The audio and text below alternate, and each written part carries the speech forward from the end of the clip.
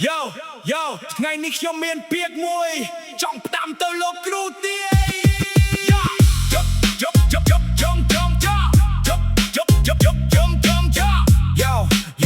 ថ្ងៃនេះខ្ញុំមានពាក្យមួយចង់ផ្ដាំទៅលោកគ្រូទាយចង់ផ្ដាំទៅលោកគ្រូទាយថ្ងៃមុនលោកតាចង់គ្មានវាសនាមិនឡានជិះឡើយថាជីវិតខ្ញុំក្រលំបាករាល់ថ្ងៃខំយ៉ាងណាក៏មិនមានអ្វីបានដូចគេដែរតែលឺមកខ្ញុំសិនខ្ញុំមិនឡានជិះហើយបាក់កាត់មុខលោកគ្រូស៊ីភ្លេមដងឲ្យលឺដល់ភ្លើក្រោយមុខខរបរូនលុយចូលហូហៀពីមុនហូបមីមួយកញ្ចប់ឲ្យលឺញ៉ាំសាច់អាំងជុំមិត្តភ័ក្តិឡើងពេញតោសោយសុខទាំងអស់គ្នាថ្ងៃនេះសប្បាយអ្នកធ្លាប់មើលងាយ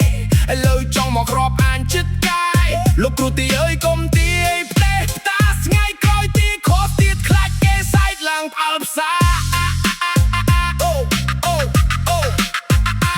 ដេបកាលខ្ញុំដាជាស្ទើររលាកចង់ទៅណាម្ដងប្រងត្រូវខ្ចីម៉ូតូគេជិះពិបាកអ្នកខ្លះថាខ្ញុំអនាគតអត់ភ្លឺឥឡូវឃើញខ្ញុំ live Facebook សំថត់ឡានទៀតលឺលោកគ្រូទាយឃើញខ្ញុំគាត់ស្ងាត់មាត់ឈឹងពីមុនទីខ្ញុំក៏ធ្វប់តែលើខ្ញុំរស់នៅឡានគូលឡើងខ្លាំងជីវិតមនុស្សក៏មើលតែថ្ងៃនេះថ្ងៃណាកុំដល់គោលដៅជោគជ័យរត់មករកខ្លួនឯងពិតលើកកែវឡើងមកអបអរជីវិតថ្មីកែពីមុនគ្មានអ្វីសោះឥឡូវមានទាំងឡានទាំងក្តីស្រមៃ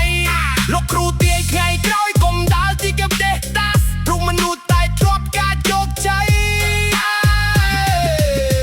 ឲ្យគ្រប់គ្នាភ្ញាក់ផ្អើលដាច់មាត់